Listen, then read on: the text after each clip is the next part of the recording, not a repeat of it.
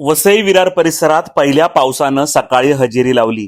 पहाटे 5 वाजल्यापासून रिमझिम पावसाला सुरुवात झाली आणि 6 नंतर पावसाने जोर धरला। सुमारे अर्धा तास चांगला पाऊस पडला, परंतु या पावसाने वसईकरांचे प्रॉब्लेम आता वाढलेले आहेत। झाड पडल्याचं हे दृश्य आहे वसई पूर्वेच्या सिडको ऑफिस परिसरातील। पहिल्याच पावसात हे भलं मोठं झाड कोसळलंय आणि ह्या झाडामुळे 3 ते 4 गाड्यांचं नुकसान झाले। जवळपास लाखो रुपयांचं गाड्यांचं नुकसान झालेलं आहे। दर पावसात अशा प्रकारची ही झाडं पडत असतात। वारंवार स्थानिक नागरिकांनी अर्ज देखील केलेले आहे, परंतु महापालिका या झाडांची पाहणी किंवा ऑडिट कुठल्याच प्रकारे करत नाही।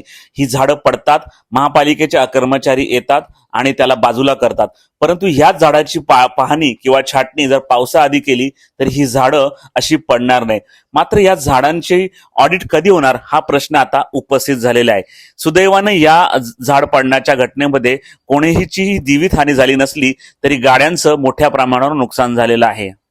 माझं नाव राजाराम माणिक बाबर आहे। माझं समोरच ऑफिस आहे राजा टेम्पो सर्व्हिस आणि हा टेम्पो युनियनचा मी एक सदस्य आहे।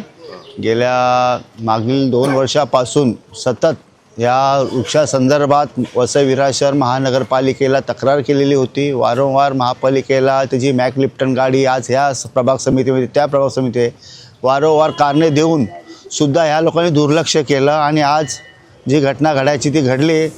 मेहरबानी आहे की संध्याकाळ वेळ लेट होती, जर दिवसाची जर वेळ असती तिथे मोठा अपघात झाला असता। वरती एसटी लाईन आहे आणि आपण पाहिलं बाजूला बाकडेसुद्धा त्या असतात, तिथेसुद्धा माणसं 200 मेली असती आणि आता लाखो रुपयाचं नुकसान या गाड्यांचं झालेलं आहे। किती गाड्यांचं नुकसान झालं? साधारण आता तुमच्या समोर एक 4-5 गाड्या 4-5-6 गाड्या तुम्हाला दिसतात आहेत। समोर पिकअप आहे, म्हणजे लाखो रुपयाचं नुकसान झालेलं आहे। फक्त नुकसानाला कारण आहे वसई विरार शहर महानगरपालिका आहे आणि महापालिकेचे इथले सर्व जे काही हे आहेत वृक्ष समितीवाले आहेत, त्या वृक्ष समितीवाल्यांना सुद्धा माहिती आहे की वारंवार त्यांना निवेदनसुद्धा दिलेलं आहे आणि सुद्धा सोडून तो दुर्लक्ष केलेलं आहे ह्या लोकांनी। आणि गेल्या वर्षीसुद्धा अशी झाडं पडलेली होती, आम्ही स्वतःच्या आमच्या हेडराने आम्ही उचलून झाडं साईडला ठेवली। महापालिका किती तप्तर आहे ते आपण पाहतोय। हां, गेल्या वर्षी झाड अजून पडलेलं आहे। गेल्या वर्षी पारस इंडस्ट्रीकडे पडलेलं होतं, त्यावेळेला सुद्धा झाड आम्ही आमच्या स्वखर्चाने आम्ही झाड हटवलं।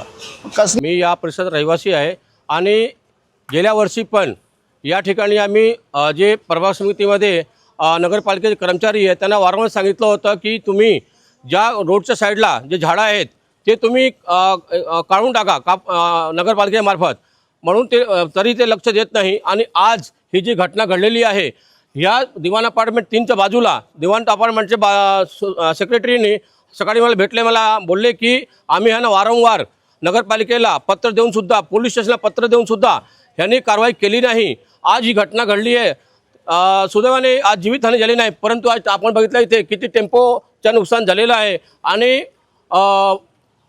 नुकसान होऊन लक्ष देत नाही। आणि मागे पण जे मागच्या वर्षी झाड पडला होता समोरच आहे आणि या साईड गल्लीमध्ये झाड पडला होता पारस इंडस्ट्रीच्या इथे, वारंवार हे झाड पडत आहेत। ह्यांनी हे नगरपालिकेचा दुर्लक्ष आहे। नगरपालिकेने लक्ष दिलं पाहिजे की जे झाडं कमकुवत झाली आहेत, जे रोडच्या लगत आहे, जमिनी ज्याची खोलपर्यंत हे नाही गेली आहेत, जड आहेत ते वरतीच आहेत मूळ, तर ते नगरपालिका स्वतःहून लक्ष देऊन आणि हे केलं पाहिजे।